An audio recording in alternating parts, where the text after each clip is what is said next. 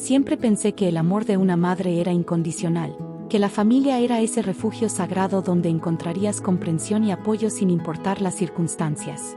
Qué ingenua fui. Qué terriblemente ingenua.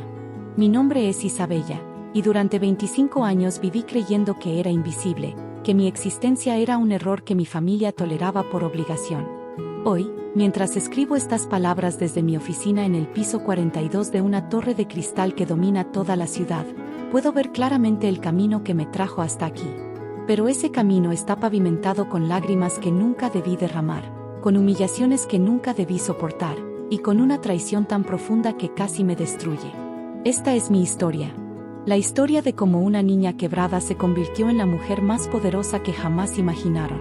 Y créeme, nunca vieron venir lo que les esperaba.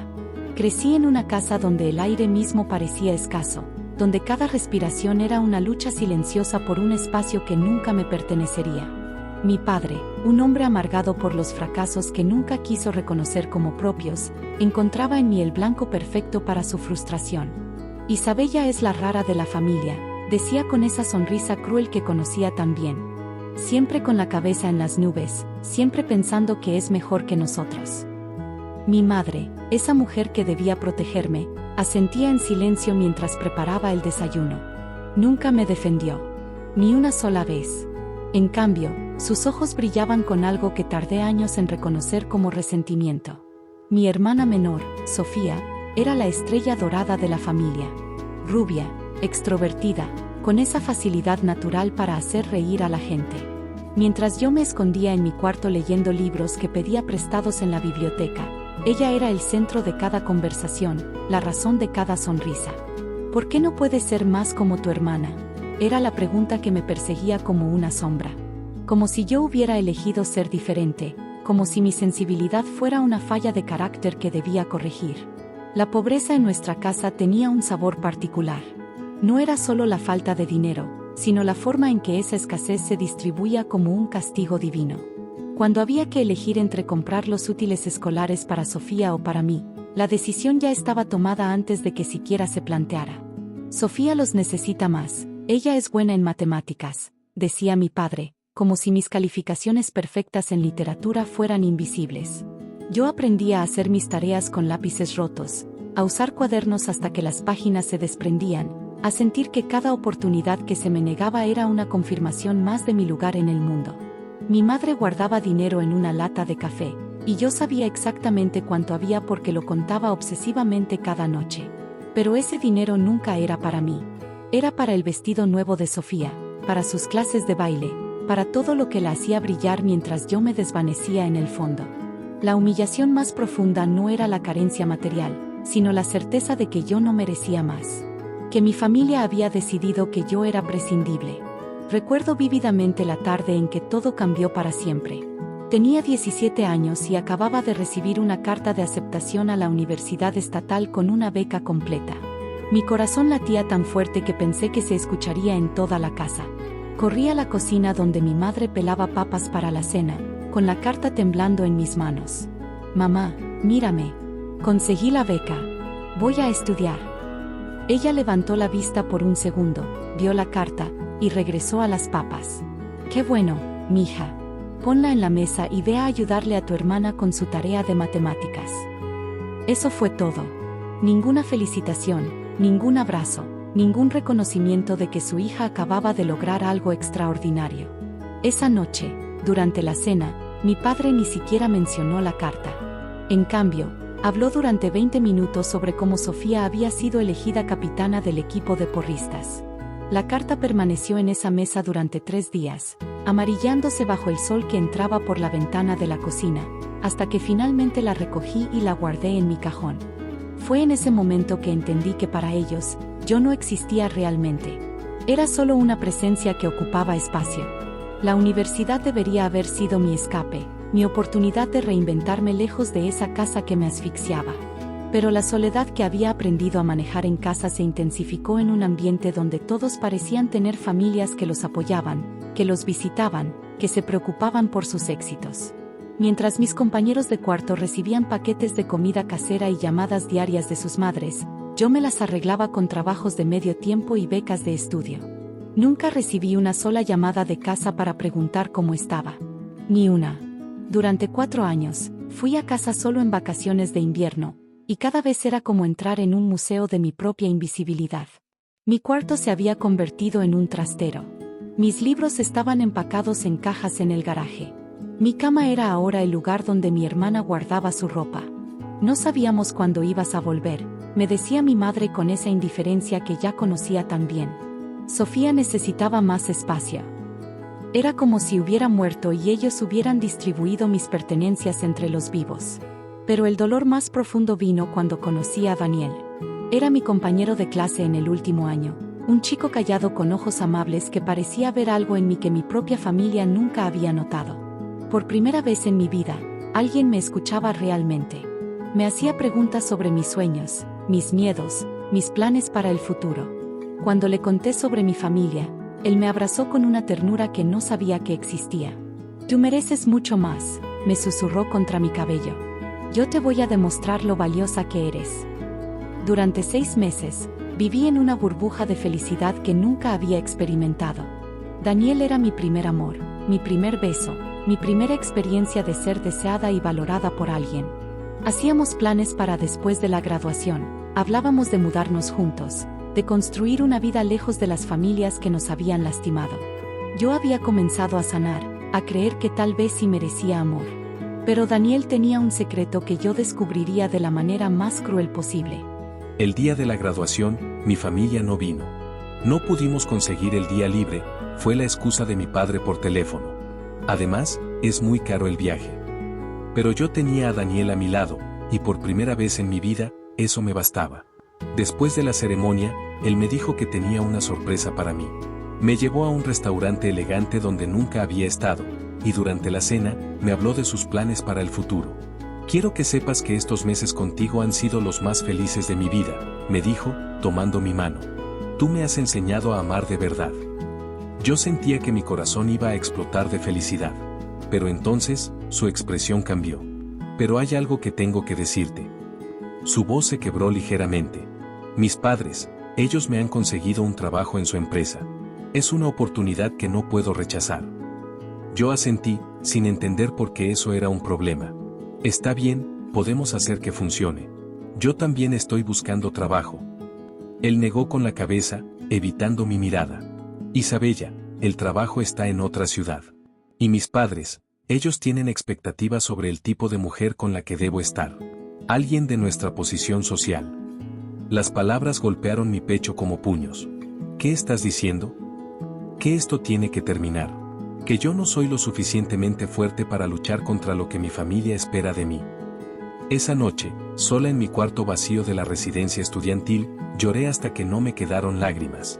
Había perdido al único amor que había conocido, y la razón era la misma de siempre: yo no era suficiente. No venía de la familia correcta, no tenía la posición social correcta, no era digna de que alguien luchara por mí. Durante días, no pude levantarme de la cama. Mis compañeras de cuarto se habían ido ya, y yo me quedé en ese edificio que se vaciaba lentamente, sintiéndome como un fantasma que había olvidado cómo desvanecerse. Fue entonces cuando tomé una decisión que cambiaría mi vida para siempre. Si nadie iba a valorarme, si nadie iba a luchar por mí, entonces yo tendría que convertirme en alguien tan poderosa que nunca más nadie pudiera rechazarme. Tendría que construir un imperio tan sólido que mi valor fuera innegable. No por venganza, sino por supervivencia. Porque había aprendido que en este mundo, o eres depredador o eres presa, y yo había sido presa durante demasiado tiempo. Regresé a casa después de la graduación como una mujer diferente. No había lágrimas en mis ojos, no había súplicas por atención. Había algo nuevo en mí, algo que mis padres notaron pero no pudieron identificar. Era determinación convertida en acero. ¿Y ahora qué vas a hacer?, me preguntó mi padre con ese tono condescendiente que conocía tan bien. Supongo que tendrás que conseguir cualquier trabajo para ayudar con los gastos de la casa. Yo lo miré directamente a los ojos por primera vez en años. Voy a trabajar, le dije con una calma que me sorprendió a mí misma. Pero no aquí. Me voy a mudar a la ciudad. Mi madre dejó caer la taza de café que estaba lavando. ¿Te vas a mudar? ¿Con qué dinero? ¿A dónde vas a ir? Ya me las arreglaré, fue todo lo que dije. Sofía, que ahora tenía 18 años y estaba por empezar su propia universidad, me miró con algo que nunca había visto en sus ojos: respeto. ¿En serio te vas a ir?, me preguntó. Sí, le respondí. Ya es hora. Esa noche, empaqué mis pocas pertenencias en una maleta vieja y un par de bolsas de supermercado. No tenía dinero, no tenía contactos, no tenía un plan claro. Solo tenía una certeza: nunca más permitiría que alguien me hiciera sentir invisible. La ciudad me recibió con la crueldad típica de las grandes urbes. Mi primer apartamento era un estudio diminuto en el 5º piso de un edificio sin ascensor, donde las cucarachas compartían conmigo el espacio y el ruido del tráfico no me dejaba dormir. Conseguí trabajo como mesera en un restaurante de cadena, donde los clientes me trataban como si fuera parte del mobiliario y mis compañeros de trabajo competían por las mejores mesas y las propinas más generosas. Cada día era una batalla por la supervivencia, pero por primera vez en mi vida, era mi batalla. Nadie me estaba diciendo que no era suficiente, nadie me estaba comparando con mi hermana, nadie me estaba haciendo sentir que era una carga. La soledad de la ciudad era diferente a la soledad de mi casa familiar. Aquí, yo elegía estar sola. Aquí, mi invisibilidad era temporal, algo que podía cambiar con esfuerzo y estrategia. Durante las noches, después de 12 horas de trabajo, me sentaba en mi pequeña mesa y planificaba mi futuro. Leía libros de negocios que compraba usados, tomaba cursos en línea gratuitos, aprendía habilidades que sabía que necesitaría. Tenía un plan, y por primera vez en mi vida, nadie podía arrebatármelo. Después de 2 años trabajando en el restaurante, había ahorrado lo suficiente para tomar un curso de certificación en administración de negocios. Era un programa intensivo de 6 meses que se impartía en las noches, perfecto para alguien que trabajaba durante el día. Mis compañeros de clase eran en su mayoría ejecutivos de nivel medio que buscaban ascensos, personas con experiencia y conexiones que yo no tenía. Pero yo tenía algo que ellos no: hambre. Un hambre voraz por demostrar que podía ser alguien, que podía construir algo significativo con mis propias manos. Mi proyecto final fue un plan de negocios para una empresa de consultoría que ayudaría a pequeñas empresas a mejorar su eficiencia operativa. El profesor, un hombre mayor que había trabajado en corporaciones importantes, me miró con sorpresa cuando presenté mi proyecto. «Esto es impresionante», me dijo después de la clase. «¿Has considerado realmente implementarlo?». Esa pregunta cambió mi vida. Había estado tan enfocada en sobrevivir que nunca había considerado que podía prosperar. Pero ahí estaba la oportunidad, brillando frente a mí como una puerta que esperaba ser abierta. «¿Cómo empezaría?», le pregunté. «Con un cliente», me respondió. «Solo necesitas uno que confíe en ti». Mi primer cliente fue el dueño de una pequeña panadería que estaba a punto de cerrar. Don Roberto llevaba 30 años haciendo el mejor pan de la ciudad, pero sus números no cuadraban y cada mes se hundía más en las deudas. Yo me ofrecía a ayudarlo gratuitamente, como una forma de probar mi concepto. Durante 3 meses, pasé todas mis horas libres en esa panadería, analizando sus procesos, hablando con sus empleados, entendiendo dónde se perdía el dinero. Implementé sistemas de control de inventario, optimicé los horarios de producción, desarrollé una estrategia de marketing local. En 6 meses, la panadería no solo había salido de las deudas, sino que estaba generando ganancias que don Roberto no había visto en años. «Usted salvó mi negocio», me dijo con lágrimas en los ojos. «¿Cómo puedo pagarle?». «Con una recomendación», le respondí. «Y con una carta de referencia». Esa carta fue la semilla de mi imperio. Don Roberto me recomendó con otros pequeños empresarios, y pronto tenía más clientes de los que podía manejar mientras seguía trabajando en el restaurante. Fue entonces cuando tomé la decisión más arriesgada de mi vida: renunciar a la seguridad de mi trabajo fijo para apostar todo a mi empresa. Los primeros meses como consultora independiente fueron aterradores. Había días en que no sabía si podría pagar el alquiler, noches en que me quedaba despierta calculando y recalculando mis finanzas. Pero por cada cliente que ayudaba, 2 más llegaban por recomendación. Mi reputación se extendía lentamente pero consistentemente. Yo no era la consultora más experimentada del mercado, pero era la que más se preocupaba por el éxito de sus clientes. Trabajaba fines de semana, madrugadas, lo que fuera necesario para entregar resultados.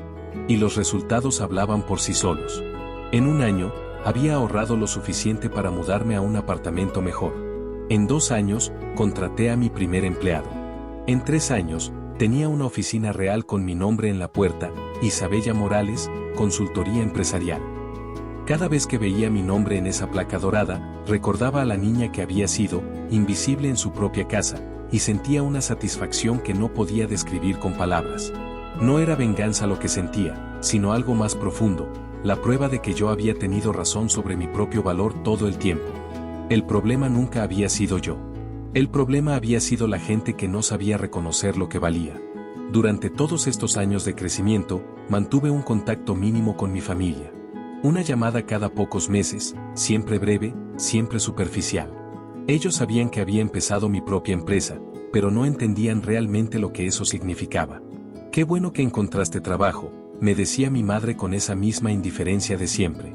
«Sofía está estudiando medicina, ¿sabías? Va a ser doctora». Siempre era lo mismo, una actualización superficial sobre mi vida, seguida de un monólogo sobre los logros de mi hermana. Yo escuchaba en silencio, ya no dolía como antes. La distancia había creado una especie de inmunidad emocional. Ellos seguían viendo a la niña invisible que había sido, no a la mujer exitosa en que me había convertido. Y tal vez era mejor así. Su reconocimiento ya no me importaba, porque había aprendido a reconocer mi propio valor. Había construido una vida que me llenaba, rodeada de personas que me respetaban y valoraban mi trabajo. Tenía empleados que dependían de mí, clientes que confiaban en mi criterio, una reputación que había construido con esfuerzo y dedicación. Ya no necesitaba la validación de una familia que nunca había sabido darla. Pero el universo tenía otros planes para mí, y pronto descubriría que el pasado nunca realmente nos deja ir. El día que mi vida cambió para siempre comenzó como cualquier otro.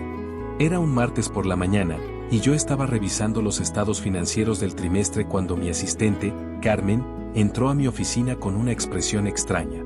«Isabella, hay alguien aquí que dice ser tu hermana». Mi corazón se detuvo por un momento. No había visto a Sofía en más de 2 años, y no habíamos hablado en meses. «¿Sofía?», pregunté, confundida. «Sí», respondió Carmen. «Dice que es urgente». Cuando Sofía entró a mi oficina, no pude ocultar mi sorpresa. La niña dorada que recordaba había desaparecido, reemplazada por una mujer que lucía agotada y desesperada. Sus ojos, una vez brillantes con la confianza que yo nunca había tenido, ahora estaban hinchados de llorar. «Isabella», me dijo con una voz quebrada, «necesito tu ayuda». Me senté detrás de mi escritorio, manteniendo la compostura profesional que había aprendido a perfeccionar. «¿Qué pasa, Sofía?».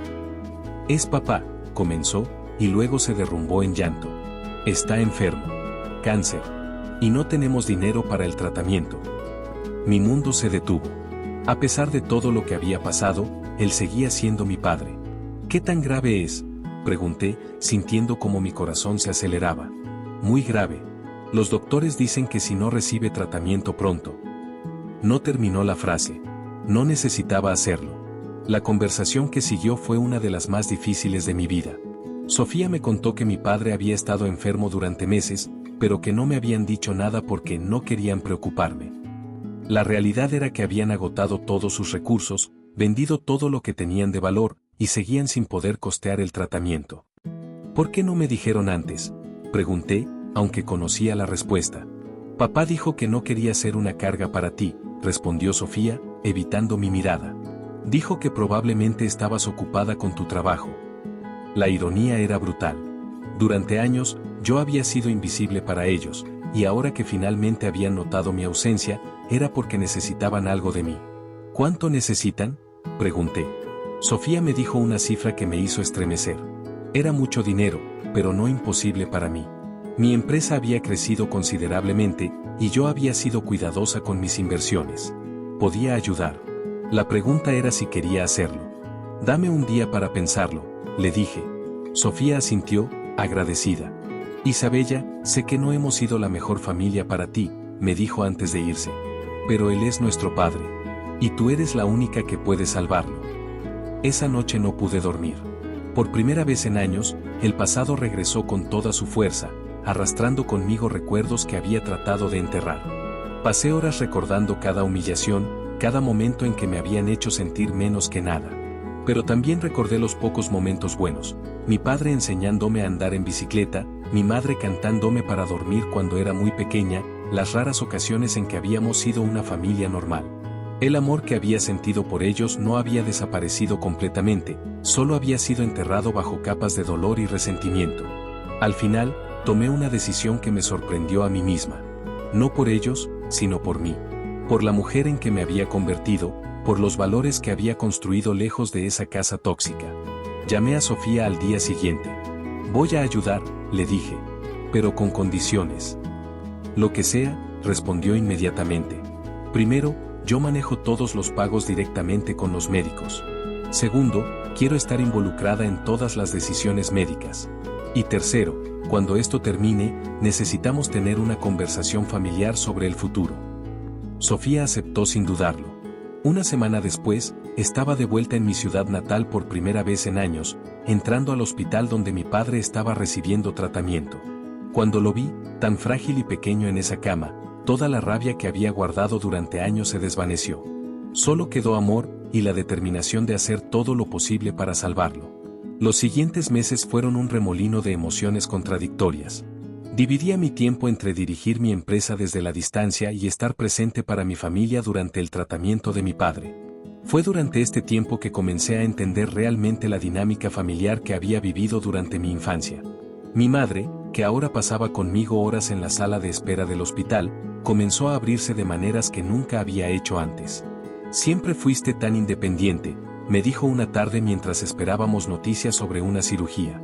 Desde pequeña, parecías no necesitar nada de nosotros. Porque aprendí que no lo obtendría, respondí sin poder contenerme. Ella me miró con sorpresa. ¿A qué te refieres? Mamá, durante años fui invisible en mi propia casa. Nada de lo que hacía era suficiente para ganar su atención o su amor. Los ojos de mi madre se llenaron de lágrimas. No sabía que te sentías así, susurró. Yo pensaba que preferías estar sola, que no nos necesitabas. Fue entonces cuando comencé a entender que tal vez la negligencia emocional que había vivido no había sido maliciosa, sino resultado de la incapacidad de mis padres para ver y atender las necesidades emocionales de sus hijas. Pero entender no significaba perdonar. Al menos, no todavía. Mi padre sobrevivió al tratamiento. Fue una batalla larga y difícil, pero después de 6 meses, los doctores nos dieron la noticia que habíamos estado esperando: el cáncer estaba en remisión. Durante su recuperación, pasamos tiempo juntos de una manera que no había pasado desde que era muy pequeña. Él me contó sobre sus sueños frustrados, sobre cómo la responsabilidad de mantener una familia lo había obligado a abandonar sus ambiciones. Yo quería ser escritor, me confesó un día. Pero la vida se interpuso. Y supongo que nunca supe cómo conectar con mis hijas. Especialmente contigo. Siempre fuiste tan inteligente, tan determinada. Me intimidabas. Era extraño escuchar a mi padre admitir vulnerabilidad. Durante toda mi infancia, él había sido esta figura autoritaria que nunca mostraba debilidad. Ahora, reducido por la enfermedad, era simplemente un hombre que había cometido errores y que estaba tratando de entender el daño que había causado. Papá, le dije, lo único que quería era que me vieras. Que notaras cuando hacía algo bien. Que me dijeras que estabas orgulloso de mí. Siempre estuve orgulloso de ti, respondió con voz quebrada. Pero no sabía cómo decirlo. Y cuando te fuiste y empezaste a tener éxito, me sentí avergonzado. Como si no tuviera derecho a estar orgulloso de algo que había logrado sin nuestra ayuda. Esa conversación no borró años de dolor, pero plantó la semilla de algo que nunca pensé que sería posible: la posibilidad de sanar nuestra relación. Mientras mi padre se recuperaba, mi relación con Sofía también comenzó a cambiar. Una noche, después de que nuestros padres se hubieran ido a dormir, nos sentamos en el porche de la casa donde había crecido, compartiendo una botella de vino y hablando como nunca habíamos hablado antes. Yo sabía que te trataban diferente, me dijo de repente. Siempre lo supe. Pero no sabía qué hacer al respecto. Podrías haberme defendido, le dije. Podrías haber dicho algo. Tenía miedo, admitió. Miedo de que si dejaba de ser la favorita, nadie me prestaría atención. Éramos niñas, Isabella. Yo también estaba tratando de sobrevivir. Por primera vez, pude ver a mi hermana no como la niña dorada que había recibido todo el amor que yo deseaba, sino como otra víctima de un sistema familiar disfuncional. Ella había cargado con la presión de ser perfecta, mientras yo había cargado con la presión de ser invisible. Ninguna de las dos había tenido una infancia normal. ¿Sabes lo que más me dolía?, le pregunté. Que cuando me fui, nadie me extrañó. Nadie me llamó para saber si estaba bien. Fue como si nunca hubiera existido. Sofía lloró esa noche como no la había visto llorar nunca. Yo sí te extrañé, me dijo. Pero no sabía cómo decírtelo. Y mamá y papá, creo que estaban demasiado avergonzados para admitir que habían cometido errores. Esa conversación marcó el comienzo de una nueva relación entre nosotras. No éramos solo hermanas, comenzábamos a ser amigas. Cuando regresé a mi vida en la ciudad, llevaba conmigo algo que no había tenido en años: esperanza sobre mi familia. La experiencia de la enfermedad de mi padre había sacado a la luz verdades que habían estado enterradas durante décadas. No era que no me amaran, era que no habían sabido cómo demostrarlo. Durante los meses siguientes, mantuvimos contacto regular por primera vez en años. Mi padre me llamaba cada semana para contarme sobre su recuperación y para preguntarme sobre mi empresa. Mi madre me enviaba fotos de recetas que estaba probando, recordando cómo yo solía ayudarla en la cocina cuando era pequeña. Sofía me visitó en la ciudad, y pude mostrarle el mundo que había construido lejos de casa. Estoy tan orgullosa de ti, me dijo mientras paseábamos por mi oficina. Siempre supe que harías algo extraordinario. ¿En serio?, le pregunté. ¿Por qué nunca me lo dijiste? Tenía miedo de que si admitía lo increíble que eras, mamá y papá se darían cuenta de que habían estado equivocados conmigo también. Era extraño, pero de alguna manera, mi familia disfuncional había producido dos mujeres fuertes, cada una a su manera. La diferencia era que yo había tenido que descubrir mi fuerza sola, mientras que Sofía había tenido que aprender a vivir sin la presión de ser perfecta. Ambas habíamos sobrevivido, pero yo había prosperado. Y por primera vez en mi vida, eso no se sentía como una competencia. Pero la vida, como siempre, tenía más sorpresas guardadas para mí. Un día, mientras revisaba propuestas para expandir mi empresa a nivel nacional, recibí una llamada que cambiaría todo una vez más. Era de Daniel, el hombre que había roto mi corazón años atrás.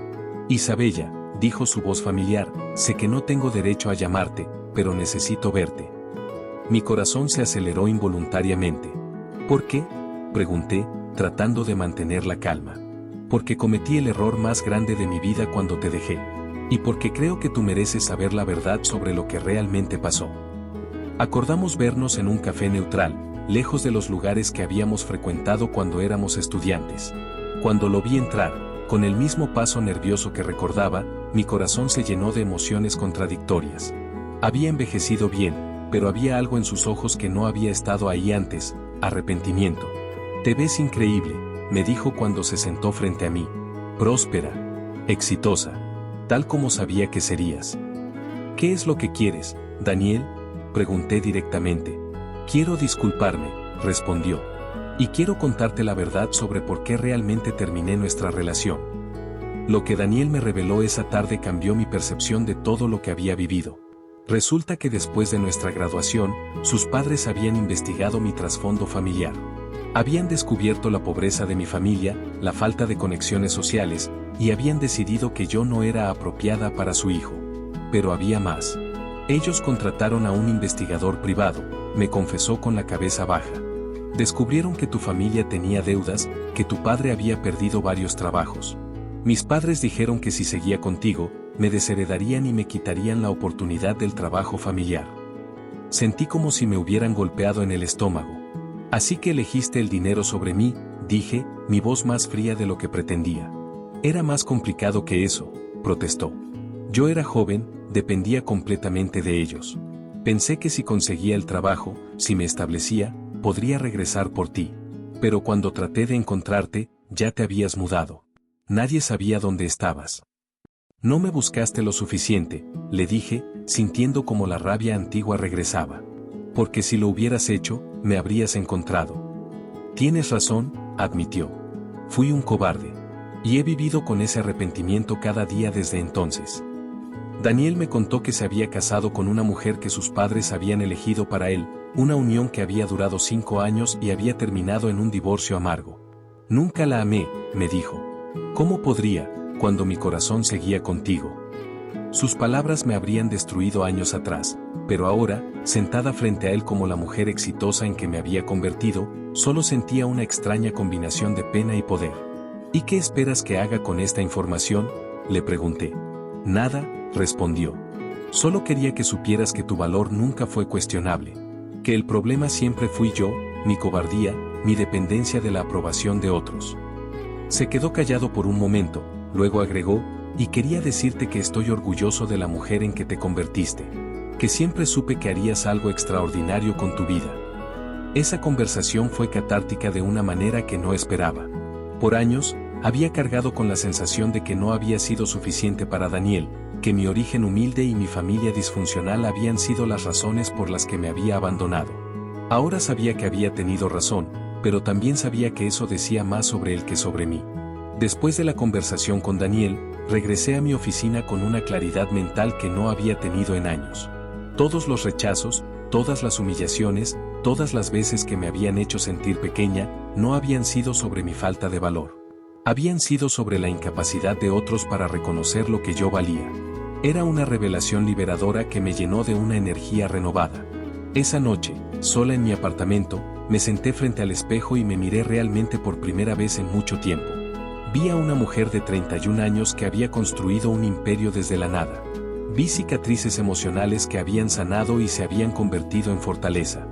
Vi ojos que habían llorado demasiadas lágrimas pero que ahora brillaban con propósito. Mira lo que hiciste, me dije a mi reflejo. Mira la mujer extraordinaria en que te convertiste, no a pesar de todo lo que pasaste, sino por todo lo que pasaste. Cada rechazo me había hecho más fuerte, cada humillación me había dado más determinación, cada momento de invisibilidad me había enseñado el valor de crear mi propia luz. Mi familia, sin darse cuenta, me había dado el regalo más valioso, la necesidad de amarme a mí misma cuando nadie más lo hacía. Daniel, sin saberlo, me había dado la motivación para nunca más depender de la validación de otros. Todos mis adversarios habían sido mis maestros, enseñándome lecciones que nunca habría aprendido en la comodidad del amor incondicional. Era irónico, pero también era perfecto. La niña que había sido rechazada por ser diferente se había convertido en una mujer exitosa precisamente por esas diferencias. Mi sensibilidad, que había sido vista como debilidad, me había dado la capacidad de entender las necesidades de mis clientes. Mi experiencia con la invisibilidad me había enseñado a ver oportunidades que otros pasaban por alto. Mi supervivencia emocional me había dado la resistencia necesaria para construir una empresa desde cero. Cada aspecto de mi personalidad que había sido criticado se había convertido en una fortaleza en el mundo empresarial. La venganza más dulce no era destruir a quienes me habían lastimado, sino convertir su rechazo en mi combustible para el éxito. Al día siguiente, tomé una decisión que sellaría mi legado de manera definitiva. Llamé a una reunión con mi equipo directivo y les presenté mi plan más ambicioso hasta la fecha: expandir mi empresa a nivel internacional, pero con un enfoque específico en ayudar a pequeñas empresas dirigidas por mujeres que habían enfrentado obstáculos similares a los míos. Quiero crear una fundación, les dije. Una que proporcione consultoría gratuita y microfinanciamiento a mujeres emprendedoras que vienen de familias disfuncionales o situaciones de pobreza. Mi equipo me miró con admiración. Habían trabajado conmigo durante años, habían visto mi crecimiento, pero nunca habían conocido mi historia completa. Es una idea brillante, dijo Marcus, mi director financiero. Pero va a requerir una inversión significativa. Tengo el dinero, respondí. Y más importante, tengo la pasión. Durante las siguientes semanas, trabajé día y noche para estructurar lo que se convertiría en la Fundación Isabella Morales para Mujeres Emprendedoras. Sería mi manera de transformar todo el dolor que había experimentado en una fuerza para el bien. Cada mujer que ayudáramos sería una victoria sobre todos los que habían tratado de hacerme invisible. Cada negocio que salváramos sería una prueba de que el origen no determina el destino. La ironía no se me escapaba. Estaba usando mi éxito para ayudar a otras mujeres a superar los mismos obstáculos que yo había enfrentado. Era como si finalmente hubiera encontrado la manera de abrazar a la niña que había sido y decirle: todo va a estar bien. Todo esto va a valer la pena. Cuando anuncié públicamente la creación de la fundación, los medios de comunicación se interesaron por mi historia. Por primera vez, compartí públicamente mi experiencia de crecimiento en una familia disfuncional y cómo eso había moldeado mi perspectiva empresarial. La respuesta fue abrumadora. Recibí cientos de mensajes de mujeres que habían vivido experiencias similares, que se sentían inspiradas por mi historia, que querían ser parte de lo que estaba construyendo. Mi dolor personal se había convertido en una conexión universal con otras mujeres que habían luchado contra la invisibilidad y el rechazo. Era más poderoso de lo que jamás había imaginado. 6 meses después del lanzamiento de la fundación, recibí una llamada que me sorprendió completamente. Era de mi hermana Sofía, pero su voz sonaba diferente. Más madura, más segura. Isabella, acabo de ver tu entrevista en televisión, me dijo. Sobre la fundación y tu historia. Yo nunca supe que había sufrido tanto. Sofía, ya hablamos de esto, le respondí. Estamos bien ahora. No, escúchame, insistió. Después de ver la entrevista, mamá y papá se dieron cuenta de muchas cosas. Papá ha estado llorando durante días. Dice que no se perdona por cómo te trató. Era extraño escuchar esto. Durante años, había soñado con el momento en que mi familia reconocería el daño que me habían causado. Ahora que estaba sucediendo, no sentía la satisfacción que había esperado. Solo sentía una especie de paz resignada. ¿Cómo está papá?, pregunté. Bien de salud, pero devastado emocionalmente. Sigue hablando de cómo desperdició la oportunidad de tener una relación real contigo. Sofía hizo una pausa. Isabella, ellos quieren verte. Quieren disculparse apropiadamente. Pero más que eso, quieren conocer a la mujer en que te convertiste. Una parte de mí se resistía. Había trabajado tan duro para construir mi vida lejos de ellos, para sanar de las heridas que me habían infligido. Pero otra parte, la parte que había estado aprendiendo sobre el perdón durante los últimos meses, sabía que este era un paso importante en mi proceso de sanación. Está bien, le dije finalmente. Pero bajo mis términos. En mi territorio. Quiero que vengan a la ciudad, que vean mi oficina, que entiendan realmente lo que he construido. Por supuesto, respondió Sofía inmediatamente. Cualquier cosa que necesites. Una semana después, mis padres estaban en mi oficina, mirando con asombro las vistas de la ciudad desde mi ventana del piso 42. Mi padre, que siempre me había parecido tan grande y autoritario, se veía pequeño y vulnerable en mi espacio de poder. Mi madre no podía dejar de mirar las fotos en mi escritorio. Yo con clientes importantes, yo recibiendo premios empresariales, yo cortando cintas en ceremonias de apertura. Mija, me dijo mi padre con voz quebrada, no tengo palabras para disculparme por cómo te tratamos. Verte ahora, ver todo lo que has logrado, me doy cuenta de que nunca te conocimos realmente. Papá, le respondí, ustedes conocían a una versión de mí. La versión que existía en nuestra casa. Pero yo siempre fui más que eso. Lo sabemos ahora, intervino mi madre. Y queremos conocer a la mujer real. Si tú nos dejas. Esa reunión en mi oficina marcó el comienzo de una nueva fase en mi relación con mi familia. No fue una reconciliación mágica donde todo el dolor desapareció instantáneamente. Fue algo más realista y, en muchos sentidos, más valioso, el comienzo de una relación adulta basada en el respeto mutuo y la comprensión. Mis padres comenzaron a visitarme regularmente, no como la niña que había sido, sino como la mujer exitosa en que me había convertido. Mi padre, especialmente, parecía fascinado por mi mundo empresarial. Nunca imaginé que tenías esta capacidad, me confesó durante una de sus visitas.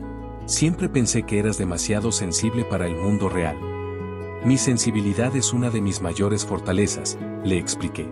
Me permite entender las necesidades de mis clientes de una manera que otros consultores no pueden.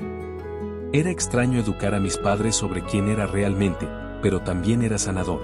Por primera vez en mi vida, sentía que me estaban conociendo genuinamente. Mi madre comenzó a hacer preguntas sobre mi trabajo, mi vida personal, mis sueños para el futuro. ¿Te arrepientes de haberte ido?, me preguntó una tarde. No, respondí honestamente. Irme fue la mejor decisión que tomé en mi vida. Pero no me arrepiento de haber regresado cuando papá estuvo enfermo. Y no me arrepiento de estar construyendo esta nueva relación con ustedes ahora. Somos muy afortunados de que seas tan generosa con nosotros, me dijo. Después de todo lo que te hicimos. Mamá, la interrumpí, yo no soy generosa con ustedes por ustedes. Soy generosa conmigo misma. Porque guardar rencor solo me lastima a mí. Era una lección que había aprendido durante mi proceso de sanación. El perdón no es un regalo que le das a quien te lastimó, es un regalo que te das a ti mismo. Perdonar a mi familia no significaba olvidar lo que había pasado o pretender que no había importado.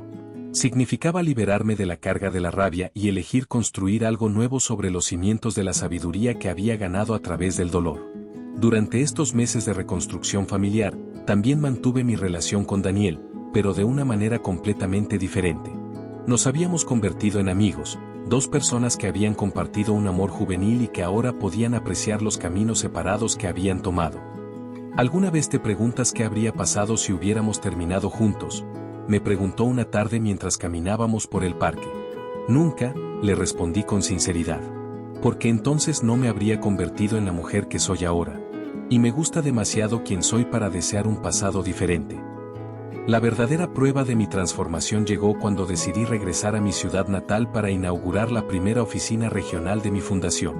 Había elegido específicamente mi lugar de origen porque quería que mi éxito fuera visible para todos los que me habían conocido cuando era invisible. No era vanidad, era una declaración. Un mensaje para todas las niñas que estaban creciendo sintiéndose invisibles en sus propias familias, que podían convertirse en alguien extraordinario sin importar de dónde vinieran. El día de la inauguración, la oficina estaba llena de personas que no había visto en años. Antiguos compañeros de escuela, vecinos, maestros que me recordaban como la niña callada que siempre tenía la nariz en un libro. Todos me miraban con una mezcla de asombro y respeto que nunca había experimentado en ese lugar. Isabella Morales, dijo mi antigua maestra de literatura, siempre supe que harías algo especial. Había algo en tu forma de escribir, en tu forma de ver el mundo. Era gentil de su parte decirlo, pero yo recordaba claramente que ella también me había pasado por alto durante la mayor parte de mi educación. No importaba. Ya no necesitaba validación retroactiva. Mi éxito hablaba por sí mismo. Durante mi discurso de inauguración, compartí mi historia con una audiencia que incluía a muchas de las personas que habían sido testigos de mi invisibilidad. Crecí en esta ciudad sintiéndome invisible, dije desde el podio. Pero aprendí que a veces, la invisibilidad es una superpotencia. Te permite observar, aprender, desarrollar fortalezas que otros nunca desarrollan porque nunca han tenido que hacerlo. Vi lágrimas en los ojos de algunas personas del público. Especialmente en las mujeres mayores, que tal vez reconocían aspectos de mi historia en sus propias experiencias. Esta oficina no es solo un lugar de negocios, continué. Es un santuario para todas las mujeres que han sido subestimadas, ignoradas, o hechas sentir invisibles. Aquí, las vemos. Aquí, las valoramos. Aquí, las ayudamos a construir los imperios que merecen.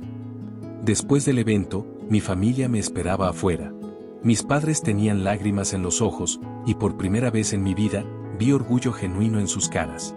Estamos tan orgullosos de ti, me dijo mi padre, abrazándome con una fuerza que no recordaba haber sentido desde que era muy pequeña.